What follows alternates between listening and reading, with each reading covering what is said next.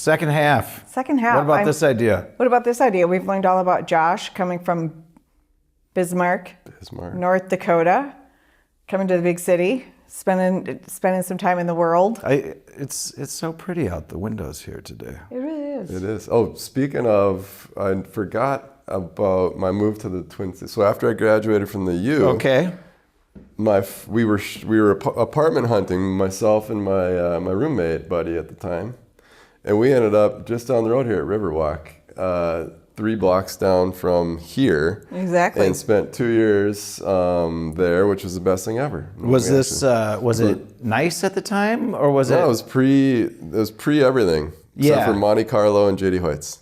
You know, right. Well, that's all you need, Cousins. really. And Cousins. Yeah, exactly. Those are still the places. Those are my 2 favorites, for sure. Those are still the places, yeah. That's true. That's all you need, Anyway, really. I had to share that this is my hood. We actually... The VU. I mean, there was always... I might have driven down here from Fargo, North Dakota with some buddies when we all turned 18 or something. Oh, yeah? I think so. Maybe. Yeah, of course. That's a possibility. Not my kind of place. That was a different era for this part of town. Yeah, it was. The Pre-North Loop... pre-hipster. Yeah, the renaming of it. It used to be the warehouse district. Just the warehouse district, yeah. Yeah, and it was like, don't go there. Yeah. Well, wasn't over by the Target Center also called the warehouse district? Yeah, it is. Yeah, I mean, it kind of extends It's to like it. a big warehouse district. But shout out Riverwalk, because we were dead set on moving to Uptown, which Uptown at the time was still the cool spot. That's where. Yeah. That's where And Riverwalk down here though was I'll never forget it. It was $1,100 a month for a 2-bedroom, and it was a similar price as anything else we looked at, and it was right on the river, so we loved Riverwalk. Yeah. Yeah, I'm down here as well now, as an older person, right? So I never lived in the city. Now I do.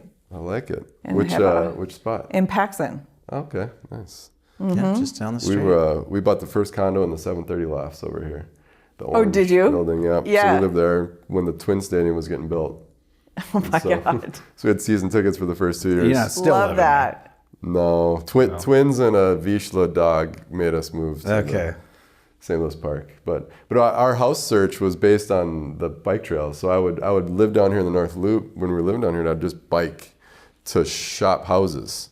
Oh, sure. Because we wanted to be off the bike trail. So I just wanted to know. It's even gotten better since then. Yeah, I know. So this was voted one of the best biking cities in the it's always number one or two with Portland, Yeah. Yep. I still can't figure it out. Wasn't I just saying that the other day? Okay, if I were to get on my bike and want to go to Linden Hills, that's where I wanted to go. I know I can get from here to Linden Hills, but I have no idea how to do it. So just follow the lakes. Follow the lakes. Josh knows. I know. Just follow the lakes. Yeah. Okay, Josh. Let's talk about this last transition into this current company. Yes. Why did you choose cannabis? Well, it's actually a pretty easy answer. It is. Everything else is a little complex, I think, when you're talking about why do you do something in entrepreneurship. But in 2017, I was with my second my second owned entrepreneur company, the sales rep firm, right? Yeah. And I had set up a nice business model that I liked, and I was basically having monthly meetings, and the rest of the time I would just kind of how many employees just kind of I was representing a brand in California, Nomad. Shout out to Nomad Mobile Accessories. They make the cool kind of iPhone cases and stuff. Yep. And then I had a Chinese factory that I was representing directly into Best Buy at the same time. So that was kind of what the background of that business was. And I was golfing a lot and doing a lot of yoga, like you're joking But about. I got to ask some particulars about a business like that, if you don't mind. Yes. Like how many employees did you have? Myself. Just yourself. Yeah. And without getting into how much money did you make, but what kind of revenue did you have to make a business like that work? Yeah, I mean, so in this case, doing what I did was probably only possible because of what I did before. Right. Yeah. Right. Meaning I had plenty of relationships. And you'd already made the relationships so you could run the business and have a relatively small number of things that you were repping. Yeah, because that's one thing I learned with all my experience working with Apple retail. I had a lot of the Kickstarter.com was all the new stuff, right? Yeah. So I talked to basically all the Kickstarter kids, I call them, coming out of there. And most of them had too much overhead. Most of them would raise $5 or $10 million Yeah, that's tough. and then hire 10 engineers and not have a product to sell for 7 years. Yeah. And so there was a lot. So I was deathly afraid of too much overhead. So I'm like, I have all this experience. I know how to do everything because I had been the product and sales and logistics. I've done all of it. Yeah. So just like when I bought my new house in St. Louis Park, I wanted to mow my own lawn, do my own snow, do my own everything, and then figure out what I want to North Dakota. And then figure out what I want to hire out though. I was doing it more for like what's worth the time. Which do I hate the most? Yes, exactly. So in that case, like I started doing everything, and then it just worked. There's plenty of times where it's like I should hire hire some staff, and I'm like, do I want to take 2 months to train them, or do I just do it myself because I know how to do it? Right. So I was in a unique position that way. That was not a business that you wanted to scale in any way? It was just good enough as it. I knew that business did not need to like have a lot of overhead. Yeah. Like I knew that going into it, and yeah. so that made me comfortable to be able to take that leap. And again, I went 12 months without making. When you moved money. out of it, did you just kill it? Was the business dead then? No. So sell it. Nope. So let's get into the cannabis. So I kind of have that business humming. I like to say, meaning it's just pretty low maintenance. It's just pre-existing business with Best Buy. Yeah. Right? And in 2017, my mother-in-law was diagnosed with brain cancer. Okay. So this is what makes the Stigma story so easy to describe the inspiration around it, because that was that. So beings I had a free time, and I'm just joking, but the family had asked me to kind of look into alternative options. Sure. Where chemo and radiation is the game plan, as always, with cancers. She was given 14 months to live with the diagnosis that she had if she did chemo and radiation. And I spent the first few days after learning the diagnosis, and it didn't take more than one day to really understand that there's a lot of people using cannabis to fight cancer. This is how we connected and why I wanted to talk to you. Actually, I love this. I had forgotten about this part of it. So this is really what I learned. And so I went down a rabbit hole for weeks, and continuously after that, even till this day still, of just understanding what's going on out there. But what quickly came to light was that there were actually success stories where they're using THC and CBD to fight cancer, not to use it as just like a side effect relief, from like chemo, right? Like vaporizing the volcano, right? Which the volcano vaporizer, by the way, shout out to Storrs and Bickle, is the #1 vaporizer anybody should ever have. Okay, there you go. Saw that on a documentary back in the old California medical days from the early 2000s. Like when you'd prescribe a cancer patient weed. Yeah. You don't want them to smoke it. You want them to vaporize out of the volcano. Yeah. That's separate from this. But yeah, so there's a gentleman up in Canada named Rick Simpson, and he actually got eventually kicked out of the country.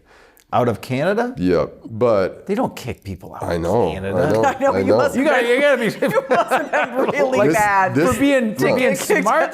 This is correct. I mean, that's actually one example of how unique and weird cannabis is treated. Was he in BC?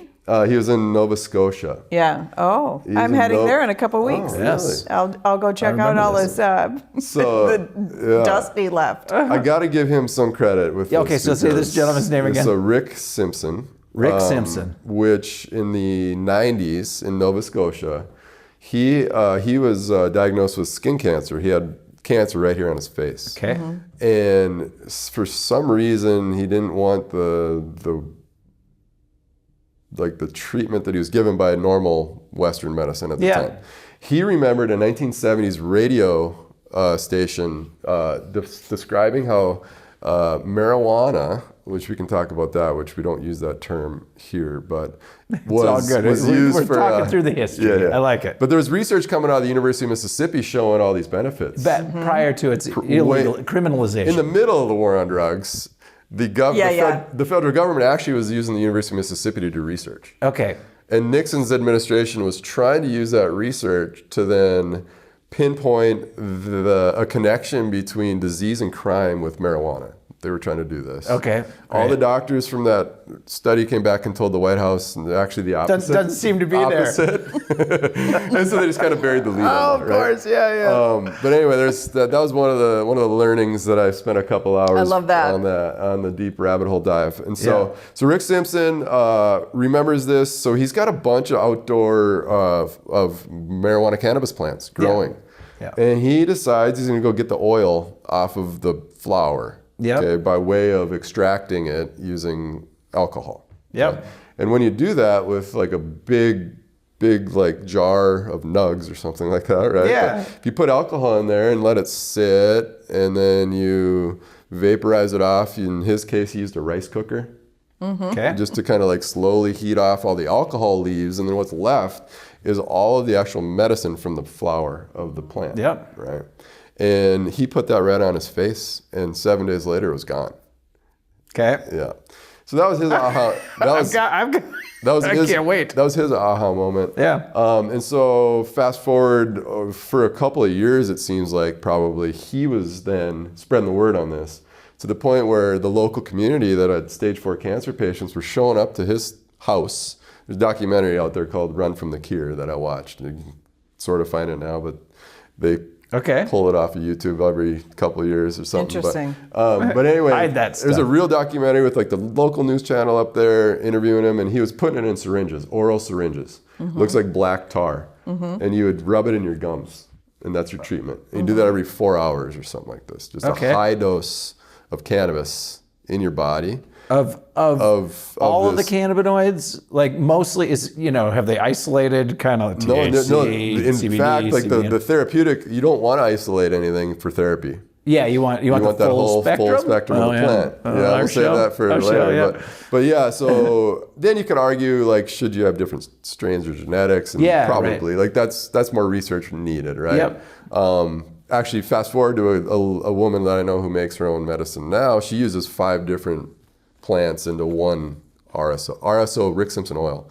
RSO is what is that, like the street name of this.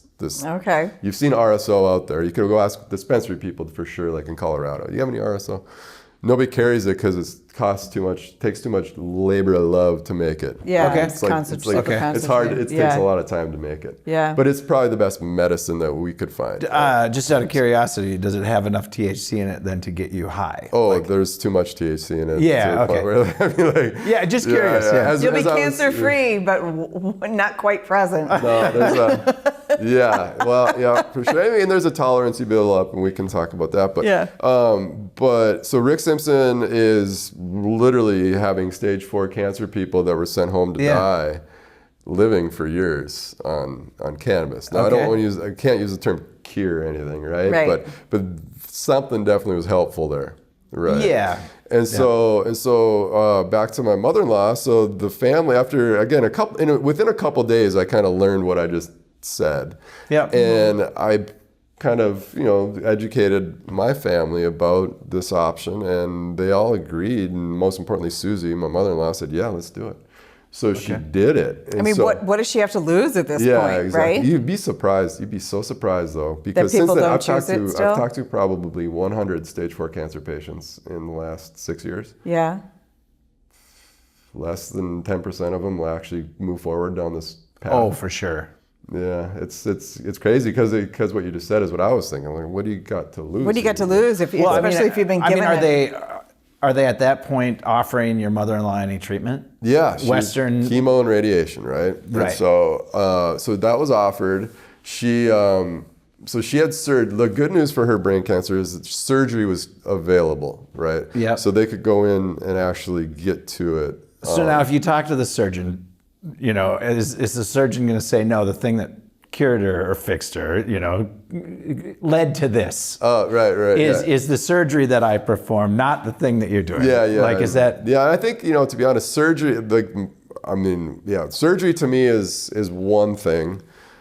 Chemo and radiation is a second thing, Fair. 2 different things. Yep. I'm a big believer in surgery if you can, because that is a cool facet of Western medicine. I don't believe in all the Western medicine tools over here, though. Yep.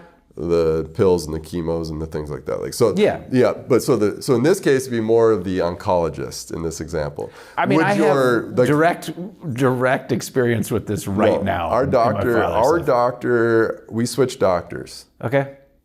So let me just say, day one, back to Susie and her cancer battle. Day one was the surgery, is what I'll say here, and that day, I'll never forget calling my business partner, who's our CFO at Stigma now, but was also my business partner in video games and the iPhone stuff. Okay. Known him for 20 years. And I'm like, hey, we need a pound of OG Kush. Because the family said yes, and a pound is pretty That's healthy. a lot, and probably not exactly legal. And so we're. I said probably. Yes. Yeah. We're not sure. It truly is a question. Right. Yeah. But here you have a family who's just trying to save a life or do the best, right? Right. And we have to worry about that shit. Yeah. That's kind of how I was mentally able to just not. Ever since I was a kid, I've thought why did we criminalize a plant? That's been out there forever, but why? Yeah, we can get into all that. Yeah, I bet you know. I don't know everything. I just explain what I think I learned, right? Yeah. And so we did. We got a pound of OG Kush, my brother-in-law and myself. We were like Walter White and Jesse, making that batch with the rice beating cooker. each other up every now and again and stuff. Did you have a camper? Yeah, we did. That would have been the best, the RV. Totally. Before the dissolving movie. people in acid. Yeah, right. That kind of stuff. Yeah. Okay. Cool. Yeah. Cool. Whatever you're into. For sure. Yeah. So she did. She started it. She started that protocol kind of week one, and I won't take you through the whole journey there, but the net result was, instead of living for give or take 14 months and feeling crappy all the time and in bed all the time, she lived for 24 months and was quality of life until the last week she was kayaking with her grandkids. So okay. Wow. So did she have surgery? Yep, she had surgery. Okay. And what eventually got her? She had glioblastoma. You do a surgery. Glioblastoma is my aunt just died of it. Okay, it's a tough one. Yeah, I mean, it's the way I liken it is that you need to kind of keep the nuclear warfare happening. Yeah. All day, every day, because of how fast. If you've got 10 little cells in there, it just kind of goes real fast. Super aggressive. Yeah. And so, but our experience was unmatched, right? And so that was the inspiration for potentially a cannabis business. Yeah. Okay. Because at the same time was the hemp farm bill of 2018. Right. Yep. Which is legalizing hemp nationwide. And I'm sitting here thinking, well, maybe we should do something about this. I was mostly wanting to start the business because I spent all of 2017 asking everybody in the Midwest that I knew, have you ever heard of CBD? Mm-hmm. Have you ever heard of your endocannabinoid system? Your endocannabinoid system in your body is why it works. And what does that mean? So it's been given this term endocannabinoid because endogenously, internally in our bodies, there is a network, a receptor network, a system that is designed for cannabis as a supplement coming into our bodies. But it's endogenous because we actually make, the system's already there. It's runner's high. Yeah. Runner's high, That's what I was wondering, yeah. Yeah, and so that is your own body's firing up that system. Okay, you're naturally turning that on with, I always butcher it, but THC is made in our body under the name of animalmide or something like that. Just mumble and they don't know what but that is runner's high. So I'll remember 2008, my wife and I took a long trip, and we were in Amsterdam. Yeah. And my wife she's pretty straight-laced Baptist girl growing up, and I got her to the Seed Museum, the Amsterdam weed museum basically. Okay. And they got this guy in there that's famous. I forgot his name, but let's call him Larry. Old big Larry. Big Larry with a gray ponytail. Lairled. With exactly. There's this big glass globe ball, right, where he would put weed up here with a hairdryer and blow and vaporize this whole glass thing, so it's vapor. And then on one end, there's a little spigot that you can and so my wife did that. And we left the museum, she's like, oh, this is what runner's high is. You know, like she made the connection right away. Sure. Also experienced that in Amsterdam. Okay. Yeah. Yep. That's a fun experience. And I was like, what is this? Yeah. is fun. So those I had some experiences in Amsterdam. They were a little different. That was a long time ago. Yeah. So I don't know what happens in Amsterdam. Doesn't have to stay. Yeah. But yeah, so that network, that endocannabinoid system, when it's turned on, its goal is to create homeostasis. Right. Okay, and so that to me means if you have stage 4 cancer in your body, that system's gonna be focused on that. Okay, more than your pinky hurts today or something like this, right? Like depending on every human body's gonna have a little different out of balance thing going on. Yeah, I mean, so So I'd say the energy behind the cannabis in that case is being mostly given to fighting that cancer. Gotcha. That's how I would say that. And so the product turns that on. Yes. And so you can supplement. Helps fight. You can supplement exercise, is how I like to say it now. Like if you get supplement. Yeah, you're supplementing. Not completely if you then bypass it. exercise, Like that increases it. if you do both at the same time, now you're just synergistically like really turning that thing on at a high level. Like I actually vape and take CBD. I take THC and CBD before my hot yoga classes. Before. Okay. So I'm right into it. And I just learned. I'm learning about this. So CBD helps take down the weirdness of the THC. Yeah, turns off. Is that, CBD turns off. Technically right? Yes. Okay. CBD turns things off and THC turns things on. I like this simplification though. Yeah, I mean, I've been given CBD because I don't handle THC well, and I haven't for a very long time. Yeah. So I mean, you may want to just try a high dose of CBD. Yeah. And then a super low dose of THC. That's the ones that I've found that I actually do enjoy. Yeah, because THC is that endocannabinoid system. Yeah. It's described as the key to open it up, the door. Well, and then after that, the CBD will work better too. Very unscientific here, but the world is... I'm learning so much. The world is full of chemicals, like plant-based chemicals of all sorts, and things in animals. You eat them.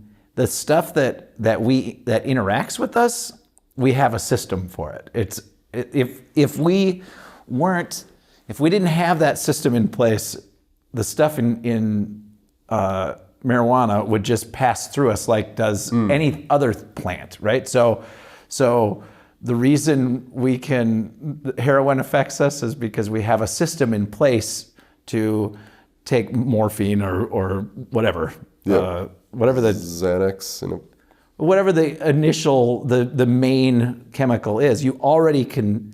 There's a receptor for it. If there wasn't, it's ineffective. It does nothing. So that's true. I see what you're saying. So somehow or another, all the drugs have every single drug some creation inside you. Because every single green thing you see out there, you could smoke it and something would go into you, right? But if there's no receptor system in you for that to do anything, it's either harmful or it's just flushed through. So all of the stuff that we find that are naturally occurring substances that help or affect us in some way, whether that's getting us high or actually helping out with things, we already have a system in place in our body that can accept those, or they wouldn't have an effect. That's the scientific part of it that I know to be true. Wow. Yeah. Well, that's doctor. That's why on the one hand you've got people getting really, really granular on what systems are in place in us and how and what little chemicals, because I forget the one that cannabis is in your body, that THC is in your body. Yeah, the name of it? I forgot. That's the one he mumbled. Yeah, I kind of forgot. I forgot the exact spelling. Starts with an A. But endorphins we create endorphins. That's also a runner's high in a certain way. The theory is that we used to call it endorphins. Now it's actually the endocannabinoid system. Sure. Technically two different systems, but there's a similar vibe, I think. And I'm sure that they probably didn't know exactly what was going on. And even there. still today, I don't think it's all definitive. It's evolving research either way. Because the minute difference between one tiny little bit of change in that chemical versus the other one can mean the difference between it affecting us or not affecting us. Yeah. Just like all of organic chemistry. all of the viruses that exist that are like, will decimate some bird population or something like that. And we're like, that doesn't hurt us. It's one little marker away from the one that will hurt us, but it's different. So it doesn't affect us, you know. Just don't eat the mushrooms out in the woods. No, not unless you know what you're doing. Well, I mean, we could talk about that. Okay, but let's talk about your business. So you then started creating. For that too. You really started creating cannabis products before it was cool to create cannabis products in the Midwest. Yeah, right. Yeah. I mean, obviously California and Colorado. They were out ahead. That was a thing. But then going back to what I was saying earlier about my belief in how you may want to evolve your own career path, is to go with stay in your lane or build on things that you know. Is I spent, before we just got into cannabis, I probably spent 6 months kind of deliberating on how and what. How to get into cannabis? Yes. Why, how, what, where. Did you know you wanted to get into cannabis? You just didn't know what aspect of it you wanted to get into? It was a little, that's kind of what I'm saying. Like, so there was, do you want to be a grower? I'm like, well, I don't know how to grow things. Yeah, no, I mean, that is not a short bridge from where you came from. That's farming. I mean, you could be a lab, you need a lot of money, and I'm not a lab coat guy. Yeah. But what have I been doing is I've been making product and selling product for 20 years. So when I looked at it, that was all obviously the answer. I spent that's so damn deliberate. Yeah, spent a lot to think about it, to get somewhere and make a plan. It sounds so smart. It is. It's a good thing. Yeah, it's. It probably didn't go according to plan the entire time. None of it's easy. It never does. None of it's easy, but I think one of the key points I would make too along that, as part of this inspiration to starting the company was, I'm walking around my kitchen one day, and my wife's there, and I'm like, I think I need to start a business here because nobody effing knows anything about anything. Right. Again, it was more about the want to educate than it was about wanting to sell product. This is how it all really started. And I'm not just saying that for like. Well, I mean, that's actually how this business, Devine Fox, started. Is I love being educated on things, or it comes from a natural desire to want to have conversations where you actually look people in the eye, which is like the first thing I noticed about her. I'm very curious. We had a conversation, and after like 30 minutes, I'm like, this is a story we've told many times on here, but I'd wanted her to be a guest on a show. And after about 30 minutes, I'm like, no, I want to do a show with you as a co-host because you actually do get into this whole talking to people, figuring things out. I love the variety, and I also, that's good. I'm an entrepreneur as well, so I loved it. There's always a nugget, right? There's something you persevered through, or the way you started. That isn't the way I did it, and I might run into a point in my business that's like, wait, that Josh did it this way. This might be a way to go. I hear so many of these. Right? These shows are out there, and not to say our show is like it's way better. But I hear there's so many of them are so not curious. They're just like, tell me your story. I've read your story already. And then it's just like they're telling the exact same thing. This is all about curiosity. You're really killing me with it. Too. You're really good. But you use it in a way to create, which is a lot of times people just use it to pontificate on platitudes, but you're using it to create and to what about this idea is strong in you? Yeah, the force is strong in you. That's that invisible aura or energy that we talked about. The force is strong with. Okay, so tell me. So you self-funded this venture. Yes. So you brought us in some drinks. What else do you have in your line? And my curiosity now is what you learned. And all the turning on the system, the endocannabinoid system. Endocannabinoid system. It's a tough one. Cannabinoid system. Do your products do that? Are they intended to do that? Yes, they. So the balance of CBD, THC. So what we launched with in 2018 was CBD only.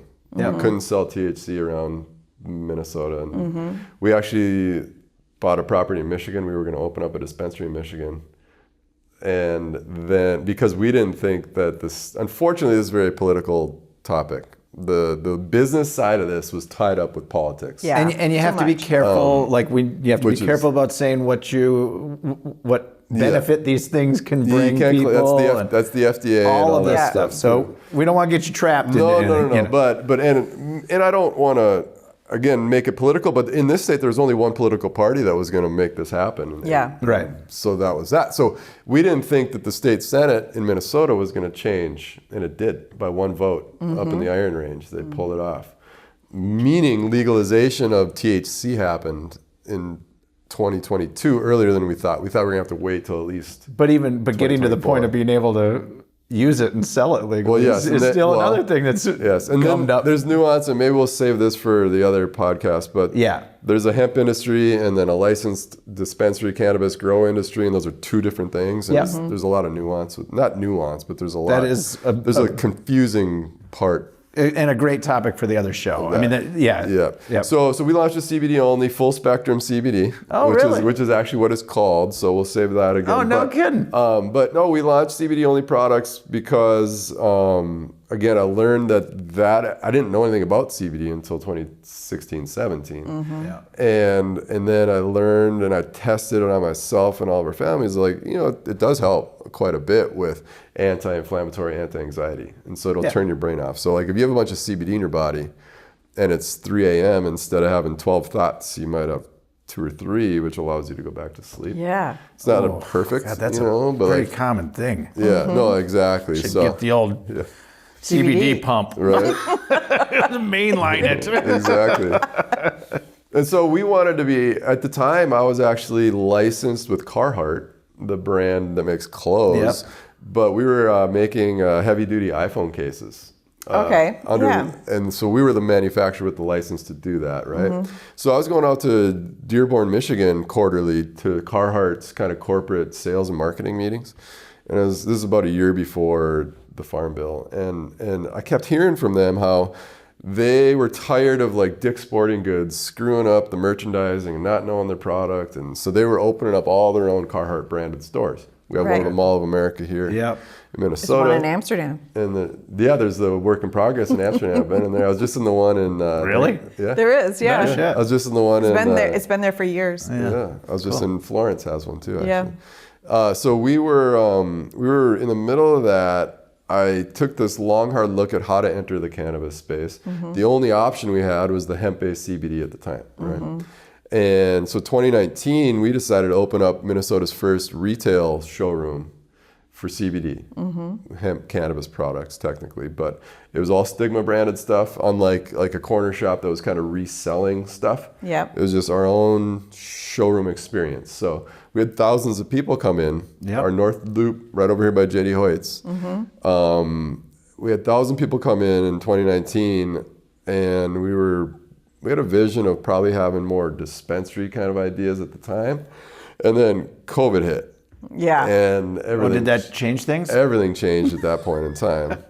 And so the vast majority of hemp-derived CBD companies, definitely more than 50%, probably higher than that, went out of business during COVID. So what I decided to do with our team is do what we could control. This is one of my yoga. Oh yeah, that's very yoga. Spiritual, you're doing the best with what you were dealt, and you're doing the best with what you were dealt. I'm not judging you guys, but I'm gonna just do what I can control. Right. Which in that moment in time was elevating, no pun intended, all of our branding, our assets, our online game, all the things that we could do. And so we went online only, and were able to sell enough online compared to what we were doing before to sustain ourselves, just to kind of, I liken it to like a turtle in a shell, just survive.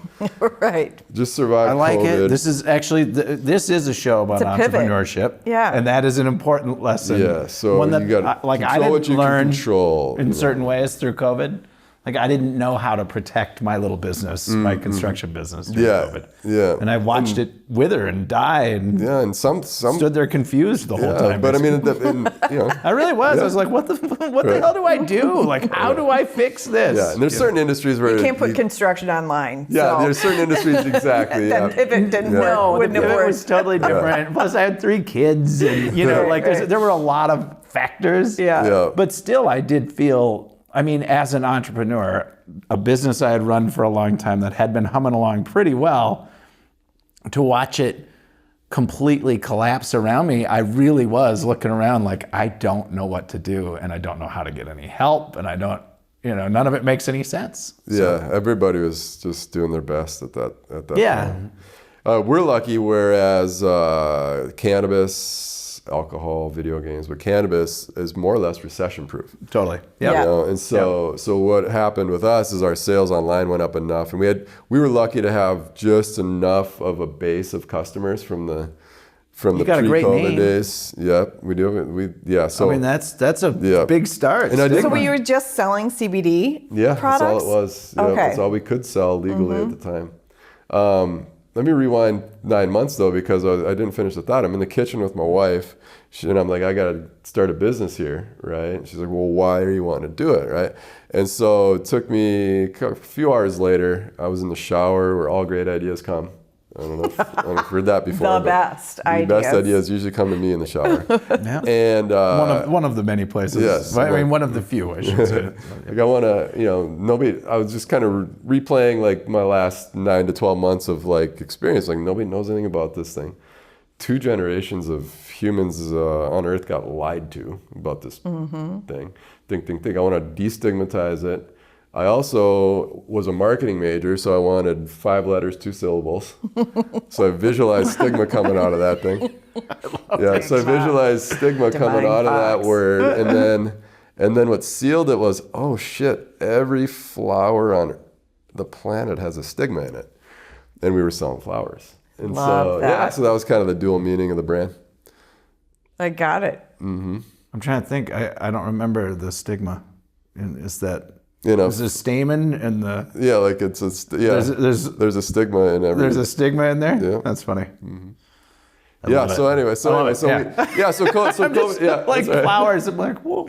So COVID hit, and we went online, and we were just surviving. We weren't crushing it by any means. We were surviving, but we did elevate all the brand assets, and such that just coming out of COVID, Minnesota legalized hemp-derived THC. Perfect. Yeah. Right, and so Timing was good there. yeah, so that was the best thing that happened to our business, and I couldn't control that, but what we did control allowed us to then hit the ground running. I mean, you super had fast. everything already set up, Done and a done. distribution system. We kind of had You had an online presence. You had manufacturing. You had everything ready for this gift from the Iron Range. Yes, exactly. We'll call it that. And I mean, we do talk about this stuff. And the other show, I'm not a host on it, but I'm the producer of it. And I've sat in on a few shows, and I'm meeting all of these people in the industry. And none of this would have come about had there not been at least some cohort of people out there over a long period of time fighting to get here.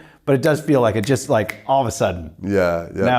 Cannabis is here. Right. Yeah. You know? No. Shout out Ryan Winkler. Actually, there's one individual who pulled it. Like, if you want to give credit to one specific individual, Is that here in Minnesota? it would have been him. He was the majority leader at the state capitol. I believe And I've helped, run into this and he did gentleman at political town halls, events. educated a lot of people around the state. So as a cannabis entrepreneur, we supported everything he was up to because he was doing the work at the bureaucratic level, right? Somebody always has to kind of carry this from torch. like 5 or 6 years ago. It's Politics. Yeah. Younger. Yeah. I mean, Yeah. he since has left, and he's actually, I think, in the industry now too, to think be I know honest. him. But Yeah. Funny. but his team was instrumental in legalizing what is now being looked at across the United States of America as the model for Yeah, we're really THC doing it beverages differently in liquor here. stores. Yeah. Yeah. But that's one thing I would have never predicted either. Yeah. That Minnesota actually gets to be a leader in Something. So we leapfrogged the whole thing, outside right? of like Fortune 50 companies, but like, yeah. Yeah, We I do, mean- and we used to be the nation's leader in education for a long time. The Minnesota Miracle. We have been a leader in healthcare for a very long time. So like we do have our things we do, and the high levels there, yeah. yeah, and we do have a lot of really big companies that come out of Minnesota too. People I don't think realize. that's pretty great in the sense that people did need to be educated, because this is, I know this isn't the same, but it reminds me of nuclear power, right? It's like people have such a stigma about nuclear power that they're just not going to vote for it, even though it's probably the cleanest form of energy, right? We do have a problem with cleaning up the byproduct, but it's not. It's a very small amount, right? And we have a way of being able to deal with that. It reminds me of that, because it's like, I mean, at this age, I'm sure your mother-in-law was like this too. When they were the mothers, the idea of smoking pot or growing grass or having a bag of grass was so wrong to them. Totally. That is enduring in people's thinking, right? Yeah, destigmatizing an entire nation. It's really hard to destigmatize it. It'll take 50 more years, because it was 50 years of that. Yeah. Exactly. But meanwhile, a 12-pack of Coors Light's cool. Yeah, no problem. You know? Yeah. Oh, I mean, Poison. liquor is really. everywhere. Yeah. Everywhere. Yeah. In Illinois, last year, $1.8 billion of revenue in cannabis, $1.7 billion in liquor. Really? Last year in Illinois. That's one of my favorite stats. Seriously. Less in liquor than in And cannabis? I think Michigan might have just done the same thing, yeah. Well, First of I have all, a I would friend have who guessed it owns- was larger on the liquor side. Yeah. But Well, I have a friend who has owned for a while now in Montana. I think they were a little ahead of us, 2 cannabis shops.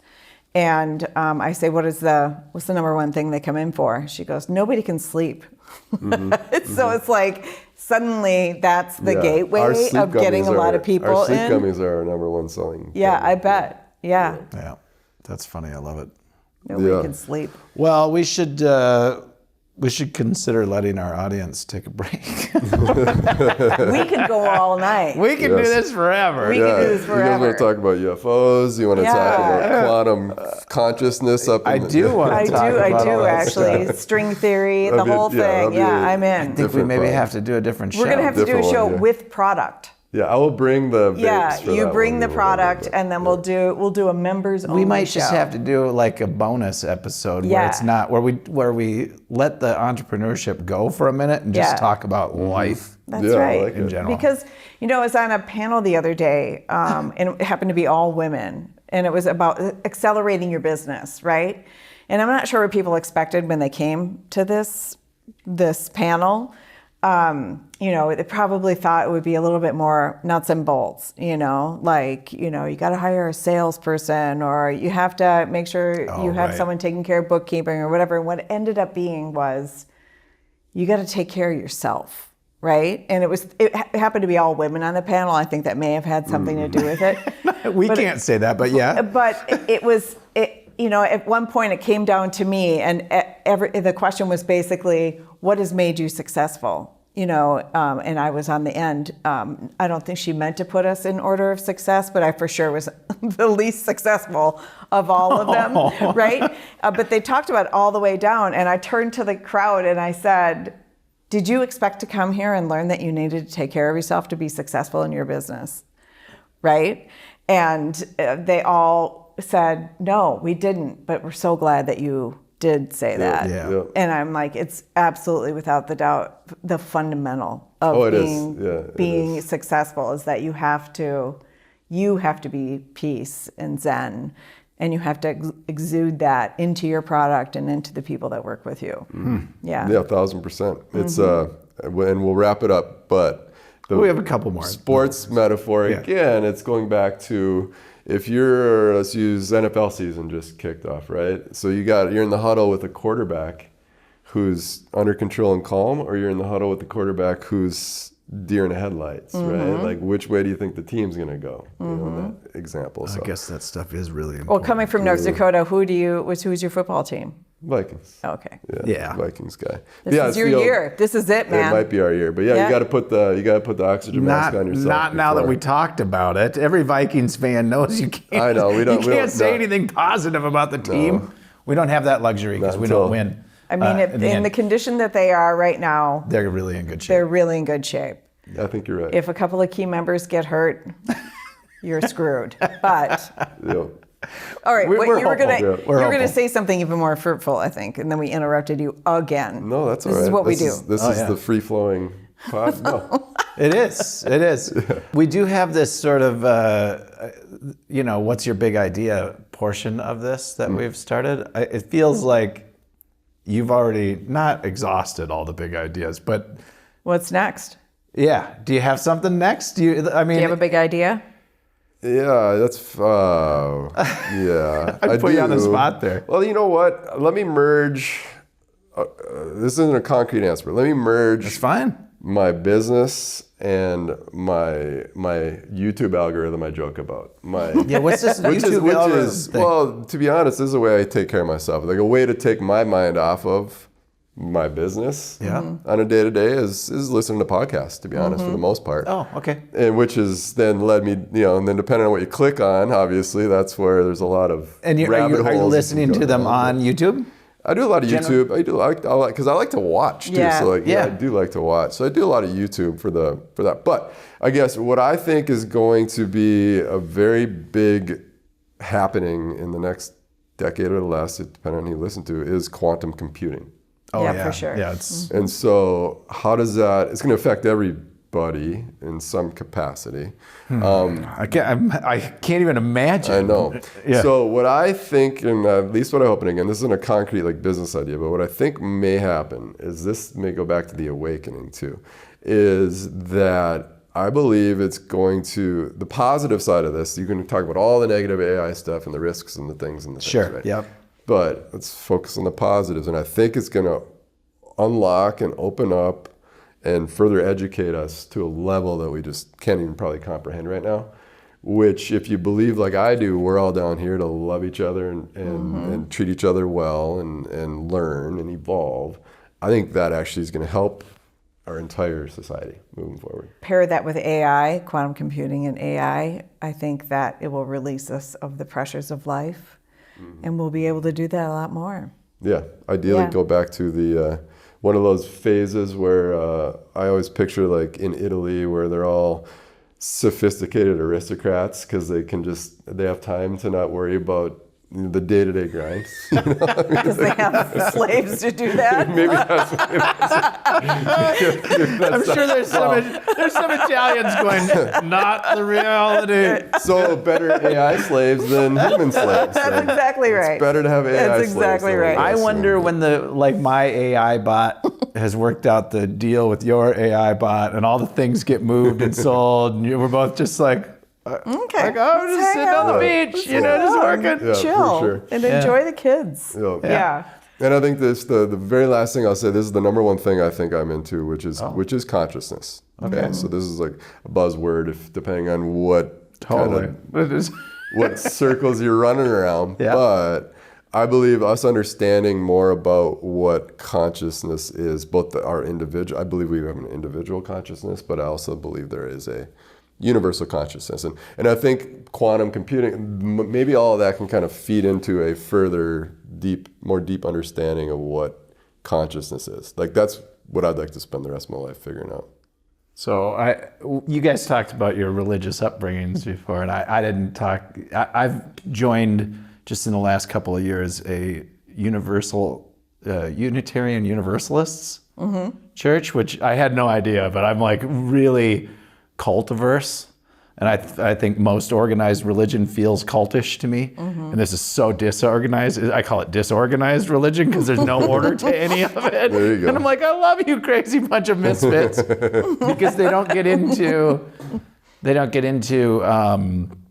dogma of normal religion. But anyway, we talked about this the other day and we're talking about this, faith or religion versus spirituality kind of is what the the thing was. Yeah, I think those are two different things. Yeah, Yeah, Definitely. from my perspective, like we went around the whole circle and everyone talked about it a little bit, and everyone's got their own things, and most people grow up with this dogma from their youth that they were deeply in this religion or that religion, and you have to untrain yourself basically.